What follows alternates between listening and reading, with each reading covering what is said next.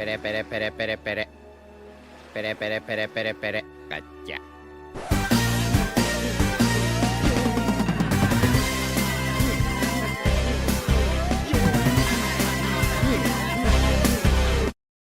Hello, ladies and gentlemen. Welcome back to the Crap Cafe. Now, I know I'm known as more of the guy who makes delicious theories on lesser known and forgotten characters, but from time to time, I do have to step into the weekly chapter ring to remind everyone exactly why I'm allowed to cook. So for today's video, I'd like to address the most recent chapter, 1130, and the reveal of a very interesting new character. And with his introduction to the series, Oda made sure to leave us with a juicy question to ponder throughout this extended break. And while there's a lot of different ideas being thrown around, I think I may have already solved Oda-sensei's puzzle and uncovered the identity of Loki's devil fruit. So make sure to watch through the end of the video, as in doing so, I've also got a solid idea of where Oda might plan to take this character going forward. And to top it all off, we also have a few updates on a recent theory of mine, as Loki's introduction also included some new information regarding some additional consequences to Dory and Bragi's 100-year absence from Elbaf that ties in perfectly to my previous theory. So buckle up and let's begin by reviewing the events of this most recent chapter. First off, we have some huge news, as after the reappearance of the giant warrior duo on Egghead, the world government has officially updated their bounties, increasing them all the way from 100 million to a whopping 1.8 billion each, bringing the giant warrior duo up to a combined total of 3.6 billion berries. This also seems like less of a retcon from Oda and more of an adjustment to include the rate of inflation in the One Piece world, as Robin so graciously pointed out. So despite their performance on Little Garden at the start of the series, this is proof that the strength of these two giants should not be overlooked. Additionally, we also learned about the true identity of Haruden, the 6th Division commander of the Straw Hat crew, who is apparently the Prince of Elbaf.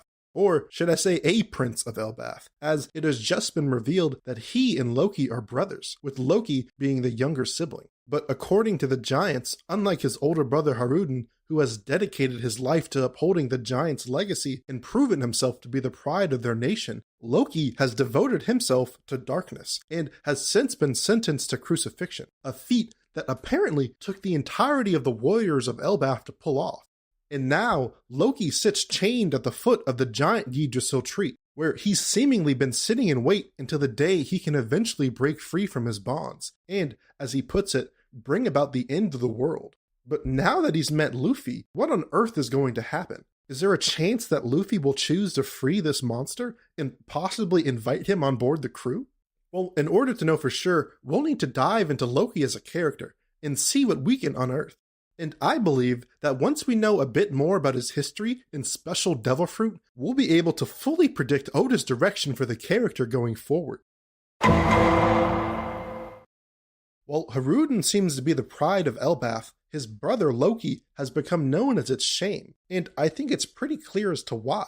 Not only is he accused of killing his father, the king, in order to acquire his family's legendary devil fruit, but even going back as far as his birth, he's been known as the accursed prince, which is actually a little strange, as why would a newborn baby already be considered accursed?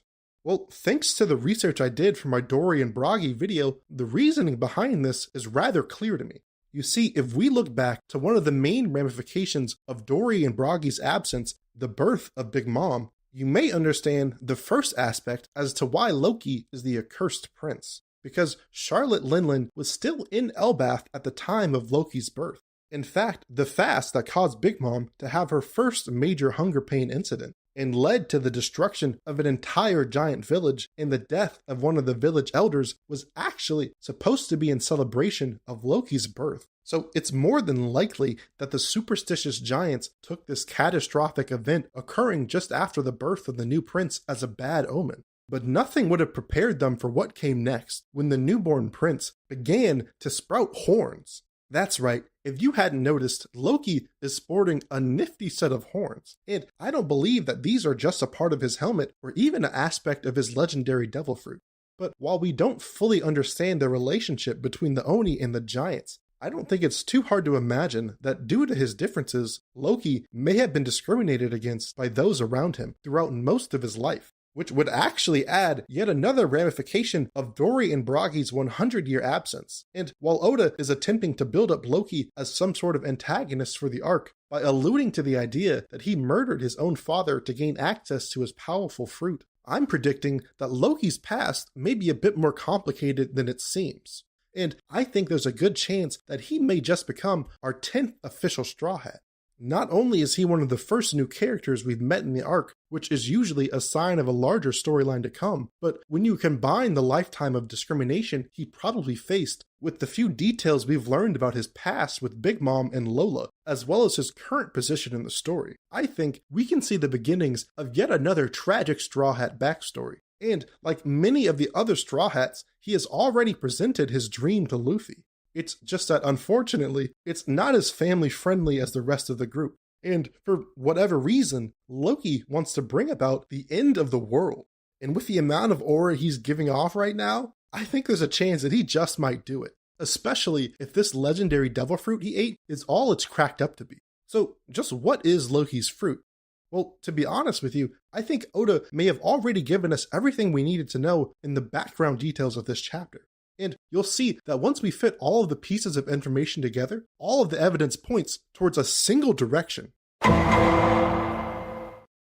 Before we go blindly speculating on the nature of Loki's fruit, I think there's a few things we can all agree on right away that will narrow our search down considerably. So first off, I think we can all agree that this fruit, known for being the treasure of the royal family of Elbath, probably holds some sort of ties to Norse myths and mythologies. And given the legendary status of the fruit, it probably has an association with one of the major deities in the mythos. And when considering that Loki shares a name with one of the main gods in their pantheon, there's a high likelihood that the fruit will pertain to Loki himself, or another god closely associated with him.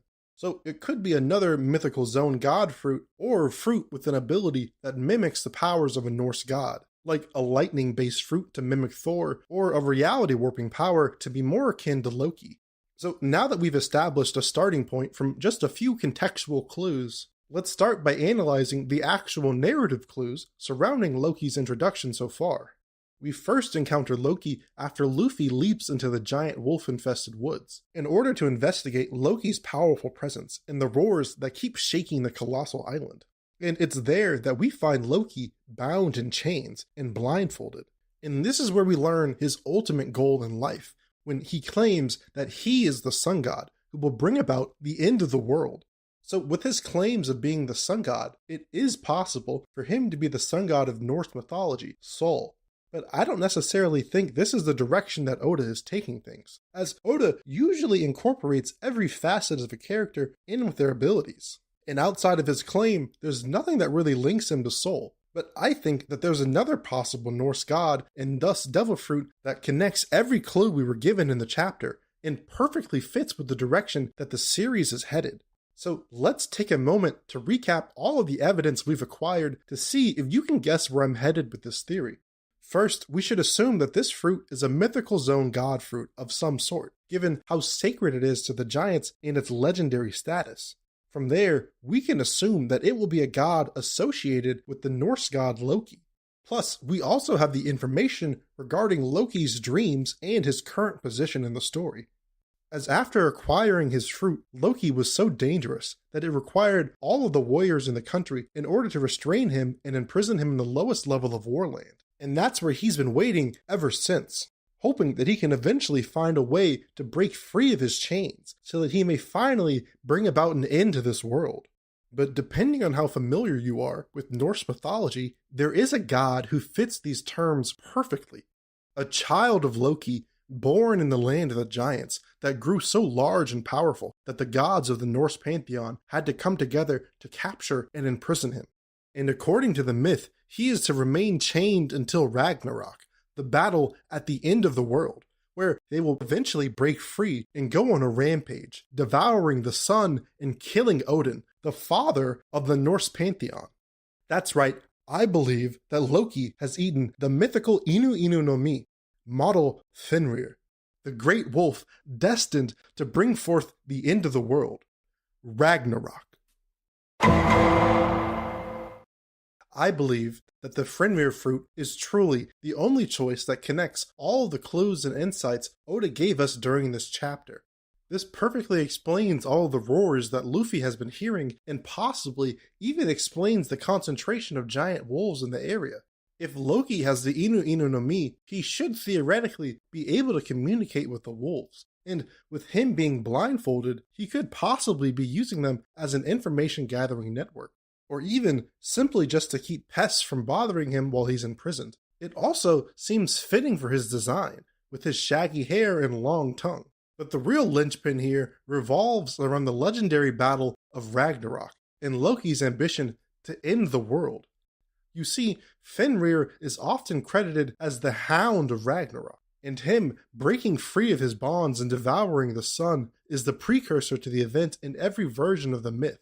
So Loki mentioning the sun in any capacity while referencing the end of the world is enough for me to be all in with this theory. So what are Fenrir's abilities, and what will Loki be able to do with the Fenrir fruit? Well, in the Norse myths, Fenrir is a child of Loki and a giantess called the mother of all monsters. But as he aged and developed, his size continued to grow and grow until Fenrir was the size of a mountain.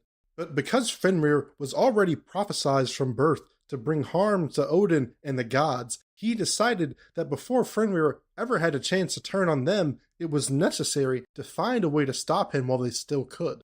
So the gods got to work, and after forging an indestructible rope out of a series of impossible objects, such as the footsteps of a cat, the breath of a fish, and the roots of a mountain, they were able to trick Fenrir into imprisoning himself. And it's told that as he snapped his jaws at the gods who wronged him, they grabbed a great sword and plunged it into his throat, gagging the wolf, and so much saliva ran from Fenrir's mouth that it formed the Norse river Van.